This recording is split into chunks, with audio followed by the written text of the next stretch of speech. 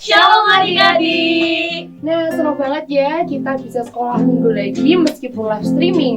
Nah, kakak harap kalian semua sehat selalu dan bersukacita selalu. Amin. Nah, sekarang kita mau pujikan duduk senang berjalan senang.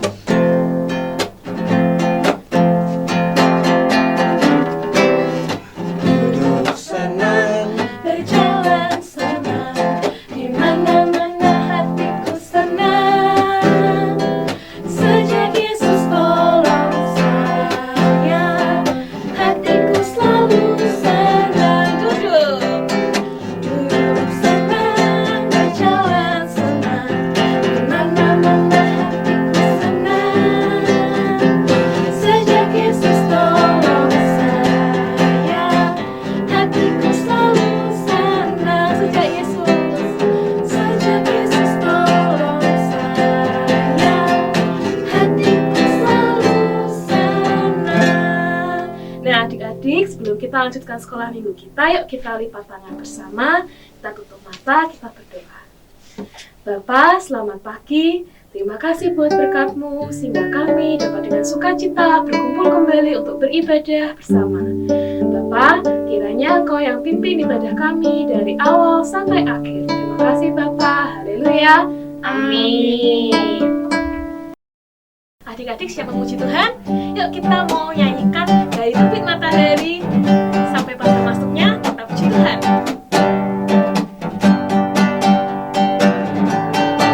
Dari terbit matahari sampai pada masuknya, biarlah nama Tuhan dipuji.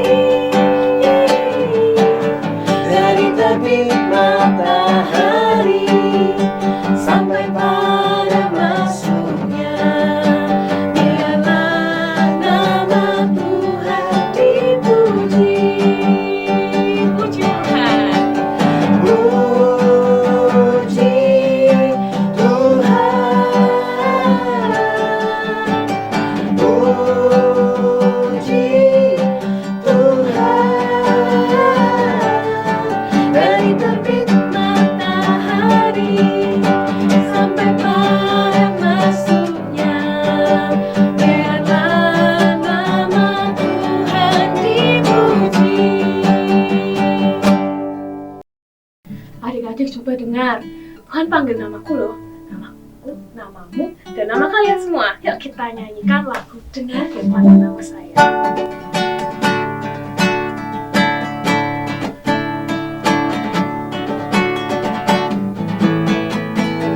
Dengar Dia panggil nama saya, dengar Dia panggil namamu, dengar Dia panggil nama saya, juga Dia panggil namamu. Oh kiranya, oh kiranya, oh kiranya, Yesus amat cinta pada saya. Oh kiranya, dengar Dia panggil nama saya, dengar Dia panggil namamu, dengar Dia panggil nama saya, juga Dia panggil namamu. Oh kiranya, oh kiranya, oh kiranya, Yesus amat cinta pada saya. Oh kiranya. Adik-adik, sekarang siapkan persembahannya ya. Nanti kalian masukin di amplop seperti minggu kemarin ya. Lalu kalau besok sudah ibadah seperti biasa, kalian bisa memberikan ke guru sekolah minggu. Sekarang mari kita berdoa. Ya Tuhan, terima kasih untuk berkat dan penyertaan-Mu sampai hari ini. Sebentar kami akan memberikan sebagian dari persembahan kami, berkati supaya apa yang kami berikan bisa berguna bagi kerajaan-Mu. Terima kasih Tuhan, dalam nama Tuhan Yesus kami sudah berdoa. Amin. Amin. Adik-adik, sekarang waktunya kita mempersiapkan hati kita untuk mendengarkan firman Tuhan. Yuk kita naikkan sebuah pujian, firman Tuhan berkata.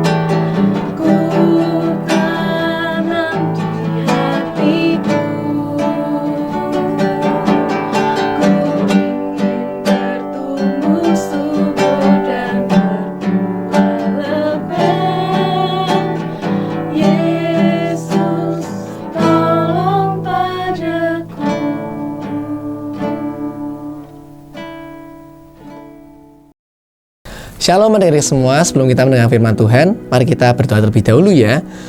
Tuhan Yesus, Allah Bapa kami sungguh mengucap syukur buat kasih setiamu, buat kebaikanmu dalam hidup kami Tuhan. Sekarang kami akan mendengar firman Tuhan.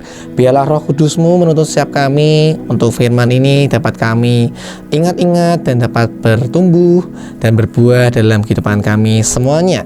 Di dalam nama Tuhan Yesus kami siap untuk mendengar firman Tuhan. Haleluya, amin.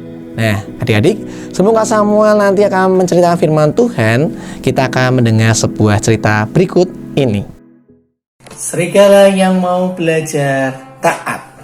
Suatu kali adik-adik, hiduplah seekor kura-kura yang sudah tua. Ia hidup di hutan sendirian. Untuk mencukupi kebutuhannya, ia menanam sayur dan buah-buahan sendiri di rumahnya. Nah, kadangkala ia juga pergi ke hutan untuk mencari sayur atau buah-buah yang tidak ia tanam. Ia sangat baik hati.